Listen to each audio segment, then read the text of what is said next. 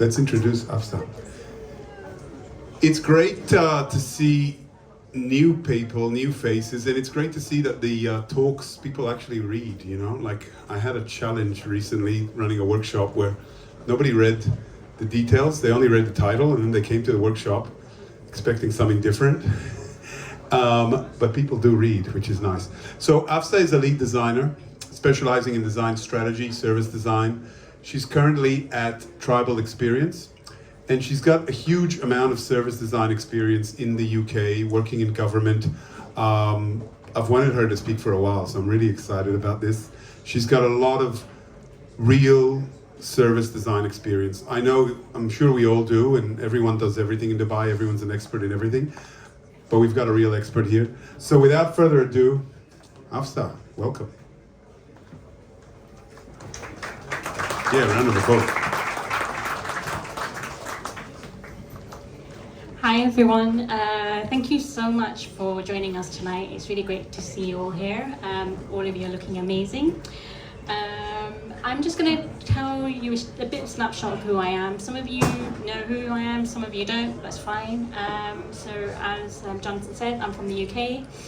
I've worked in a lot of sectors, mainly public sector, government, healthcare, charity, and then the pandemic happened and I was like, I need a new adventure, so I moved over here.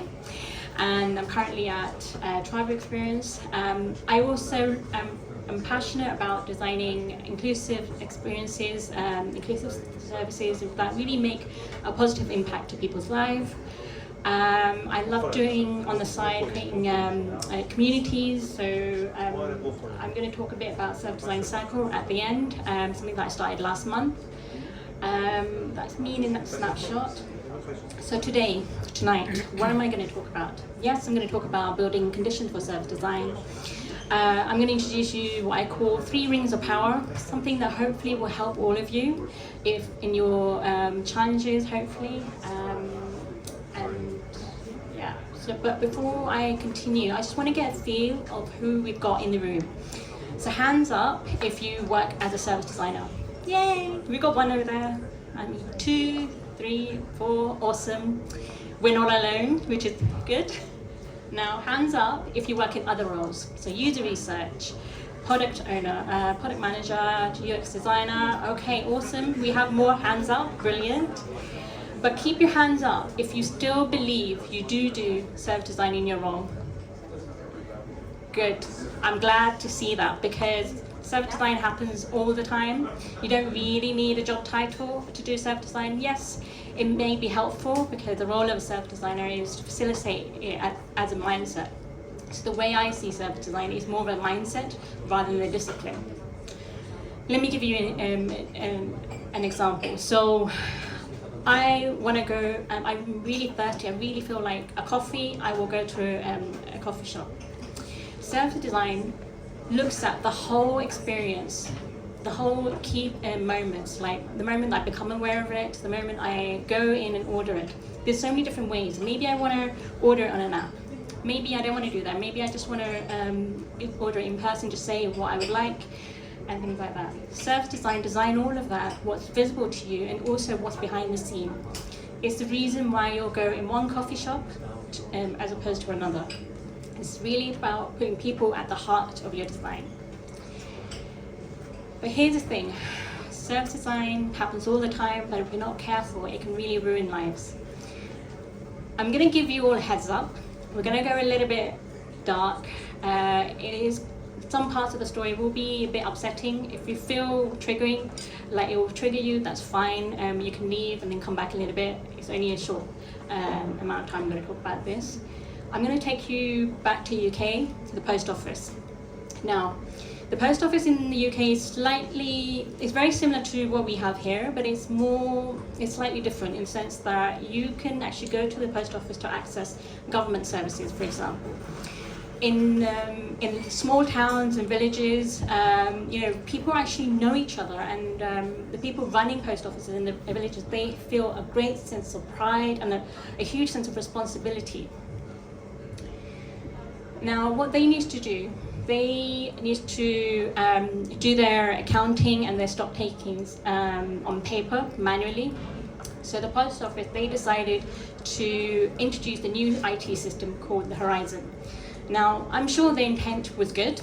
They were like, let's make their lives easier, let's digitize their accounting and their stock taking. We don't need to do it on paper anymore. This was back in 1999. But things went wrong. When it rolled out, there were so many bugs. What people found that were happening when they were inputting their accounts and doing their stock taking, there was a lot of errors that were coming up. There was a lot of shortfall. The numbers just didn't match up. And they were really, really panicked. They were like, why is this happening? And they complained and complained and complained. But post office, they didn't really listen to them. They said, nah, there's nothing wrong with the system. It's your fault. You need to pay it from your own pocket to make up the shortfall. So that's the thing. Service design happens all the time. But the thing is, when it's not done consciously, it's just not very good. It can really ruin lives. Let me introduce you to Seema. She's a mother of 2. She got sentenced for 15 months to jail, and she really hit rock bottom, and it affected her lives. She is one of many victims who were affected by this. Over 900 people were wrongly convicted of theft. People lost their jobs, they lost their homes, they lost their life savings because they had to pay from their own pocket to make up the shortfall of what the system was telling them. This had a huge toll on their marriages, their health. People's marriages broke down, they developed health conditions, they developed addictions. Some of them unfortunately took their own life because they couldn't bear with that. So it's just saying that stories. Is there anyone who would like to share thoughts on what's gone wrong? So systems rolled out, there's so many bugs, people aren't being heard. Any thoughts? Process. They didn't pass the property. Wasn't it because they were getting heckled by the public? They didn't pass property before rolling out? Were they being heckled by the public? I mean, there was a lot of public backlash. Yeah. So they were no longer proud Sorry? about what it is that they do, because there's honor and Yeah. they lost it. One lady over there. If it was an accounting software, then were the books did they not match, or did something go wrong with the numbers? Was that why they were jailed? Nobody checked the process. They didn't check the process that they were going through. There were faults. Yep, so there's process, people's honours, lost. All of you are right. If we had to summarise, there's so much that has gone wrong. Some of them you can say there's misalignment between user needs and what the system was actually doing to meet those needs.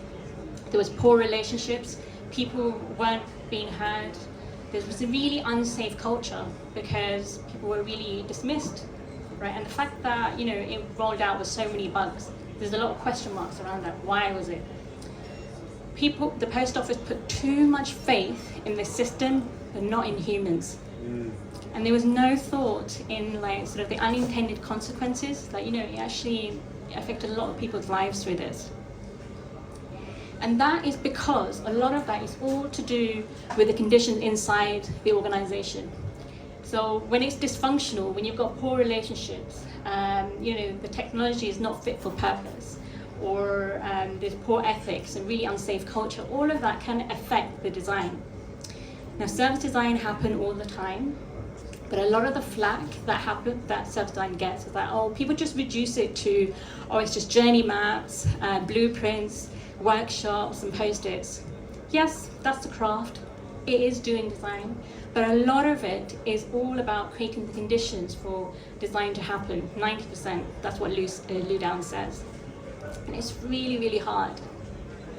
Tonight, I'm going to focus on just 3 key areas. So relationships, understandings, and communities.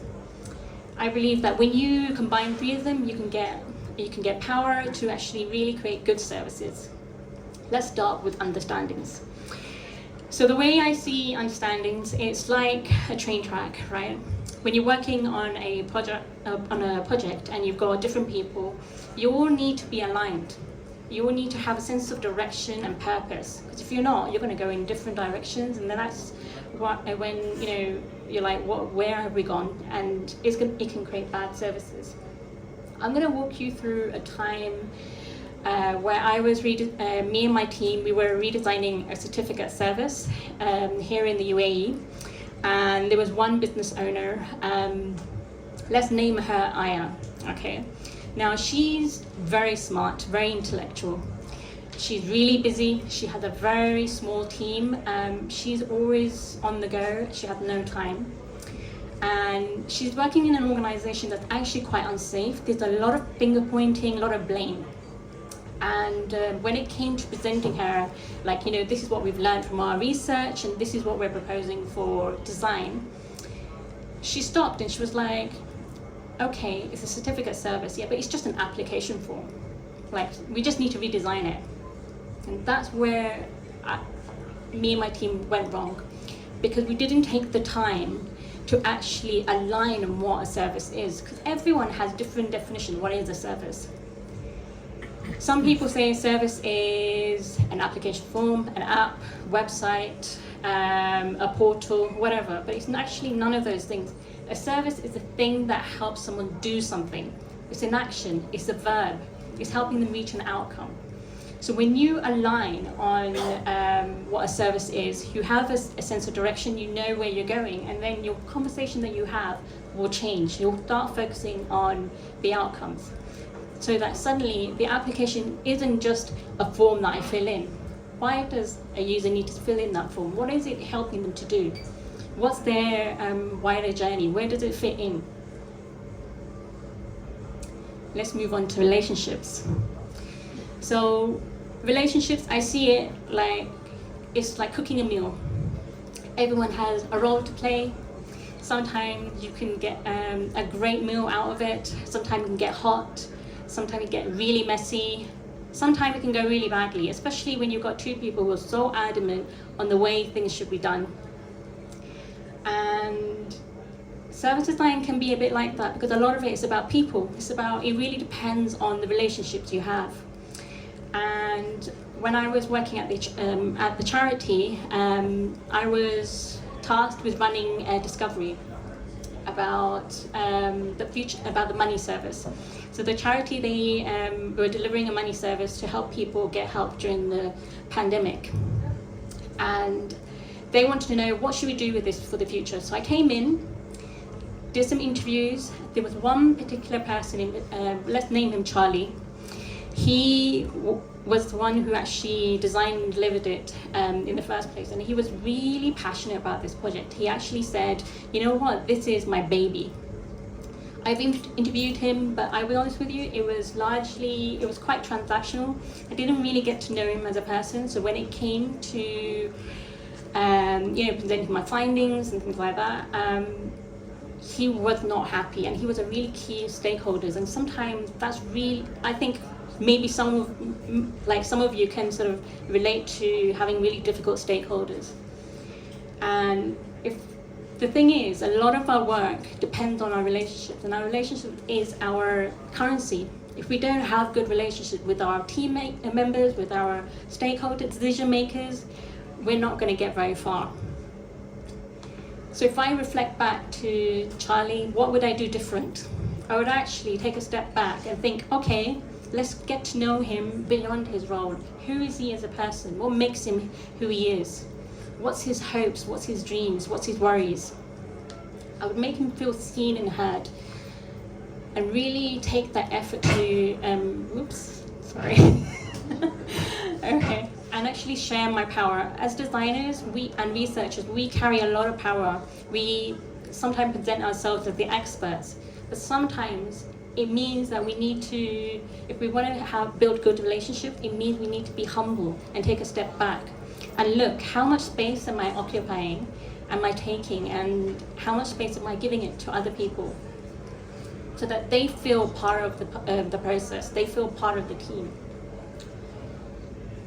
let's move on to communities. So communities, the way I see it, is like a weave. There's so many threads woven together. Together they make, they're stronger as a whole. And a lot of services, where they fail is because they're fragmented and they're disjointed. Can anyone sort of give an example? Has anyone moved homes recently? Jonathan? Mohammed, why don't you go? What was your experience like? Ended up with a tennis elbow from moving everything. So that's my experience. Is just it's disjointed. That's the best way to describe it. Literally. Jonathan? This was the shortest move I ever did. We moved within the same community down the road, but it was the hardest move we ever did. Most painful one. Because of one word, Imar. What made it hard? I think Amar doesn't have great service on their community portal. Lack of service design and a very hierarchical culture with zero adaptation or empathy. Yeah. So yeah, moving homes, very stressful. There's lots of things you need to do, lots of like details you need to share, and and one thing for sure is that you keep on sharing the same information over and over again, and you're like, I've already told you this, why am I doing this again? Yeah. And you're changing details all the time, you're like, oh, it's boring. And that's the thing. When services are created in silos, they're actually experienced in bits, and there's things, for things to work properly, they need to be connected to each other. And often services fail because when we're designing, we only just consider our part. Like, you may be designing something that's one small step, but a part of a wider journey, and we don't think, okay, how do we connect the dots? I have an answer for this. One approach you can try is through service communities. Now, I just want to make one thing clear. There are like community of practices, and then there's service communities. They're both very different. So community of practice is where you've got people belonging to the same discipline or sharing a same concern. They meet together, they develop their practice, they improve their skills, they learn new skills, things like that. But it's usually in one organization. Service community is something different. It's where you're bringing people from across professions and you're all united on the same service. For example, in the UK, there was a service community called Start Business. Now, if you want to start a business in the UK, there's so many steps that you need to do, and you're interacting with different departments. So here at the NHS, I worked part of the team who set up the health and benefits services, so a service community. So for people who get benefits in the UK who can't work due to their health, they need to interact with so many different organisations, including the NHS. It's a very complex journey, and the service community set out to try and let's see if we can make their journey a lot more easier. And we brought people from different organisations, different disciplines. So it's not just about designers, it's also policy owners, product owners, people like that. And what we did, we used tools like a journey map and really try and see what's the wider journey looking like and where are our gaps and how can we design solutions that was affecting the users. We also sort of shared knowledge as well to try and keep the learning alive. So yeah, build strong communities, create service communities, use tools to bridge silos, to share the knowledge. To sum up, when you got all of these things combined, so building shared understanding, meaningful relationships, and strong communities, you get power. You get the power to design really good services. And my ask for you tonight, reflect, where are you now? Reflect, are you and your team, are you and your decision makers, are you on the same page? Are you aligned on what the service is that you're designing? How are your relationships? Could it be better? Is it a bit difficult? If it is, it's fine. How can you make it better? What's the one small step you can do? And strong communities, is there an opportunity for you to find, how you can join up organizations and join up the experiences? So I'm going to pause here. What resonated most for you? Amazing. Before we question, big round of applause. That was awesome. Thank you. Really, really amazing. I'm going to kick off the questions. I've just been listening to a really amazing book by a trainer that came to the ECA called The Culture Map. I highly recommend The Culture Map. And I wish I read this book 11 years ago. And I'm just curious, from your point of view, I challenged someone in my team to watch a documentary on Nordic service design that was done a little while ago, a collection of best service design in the Nordics, Scandinavia. And I asked her, she's Emirati, from your point of view as an Emirati, because we're introducing service design now, where I'm working, what are the challenges, what are the opportunities? So in your experience in the UAE, how is service design different, similar, and how have you overcome? Yeah, that's a really good question. I want to bring back to what Melissa was talking about in her presentation. She was talking about, speaking, their language.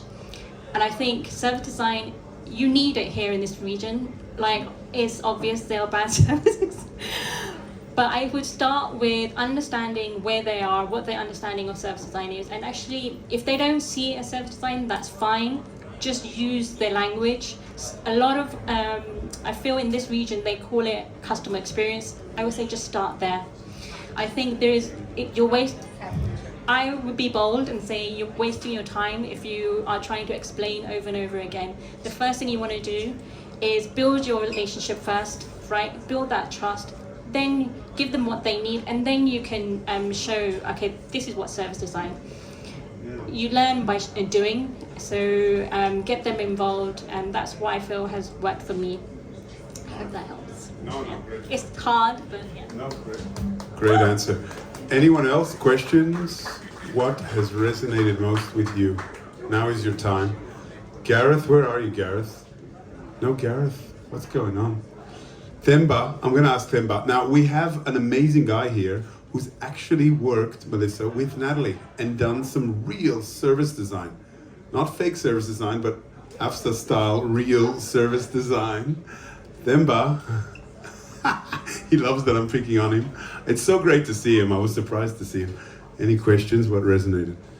I think for me it was around the building meaningful relationships. I think quite often we overlook the importance of first building rapport with the people we're meant to be designing services for, but I think the underlying component of that is having mutual empathy for one another. I think a lot of people actually struggle understanding what service design is, and as you just articulated, if you go in with the customer experience as sort of the key denominator to kind of overcome that barrier to language, a lot of people are bought in because people think customer experience and designing a great customer experience is what we want to do as a business, but little do they know what a true service is and how to actually structure and guide somebody through a journey that actually, as Melissa spoke about, actually develops or like produces impacts at each stage, because what you want to do is derive value at each part of that journey to keep the user going through that journey. I think quite often people don't look at the holistic overall big picture of the service, and so people actually drop out quite frequently, and I think that's where services break down. So people can praise a certain part of the service and say, my piece of the puzzle is great, it's amazing, but actually when you look at the service and how the company functions and how it interacts with customers, that's what's broken, because silos create different contexts for a lot of different people. So I think that for me was probably the highlight of your talk, so thank you. He's so smart. I love this guy. We had an amazing time in Marrakesh. Okay, great. I'm not going to keep... Sorry? Any thoughts on that? Yeah, I think we're both aligned on the same page on that. You need to build a meaningful relationship. You need to build that relationship, and then and just try and then take them through that journey of thinking about the bigger picture. So yeah, thank you for sharing. I really appreciate it. I'm gonna just gonna move on to Service Design Circle because I know it's getting quite late for some of you. So it's something that I started last month. I recognize that there's a need for like a supportive community, especially when you're in organizations that don't get what you're doing. It can get really tiring and draining. This is a community for that. It's small gatherings, maximum 6 people at a time. I'm running 2 circles this month. No, next month in October at 6:30. So if you're interested, I'm going to release the tickets. It'll be open next Wednesday. It's 1 week before. Just scan this QR code, and hopefully I'll see some of you there. We are also thinking about Abu Dhabi as well. Just watch this space. And that's it for tonight. Thank you so much. I really appreciate it. Amazing. Thank you so much. Thanks, everyone. One thing I forgot to mention, this venue is nice, but we've kind of outgrown it and we've had a few technical difficulties. If you have ideas on venues, please do reach out to Peter, Jack, or myself.